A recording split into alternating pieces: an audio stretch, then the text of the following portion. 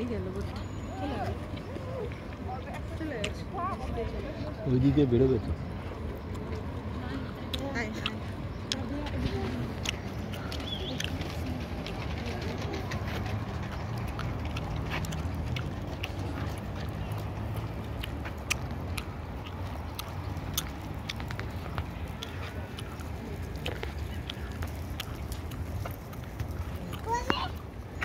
রাজেশাকে দেখো বোটগুলো বোট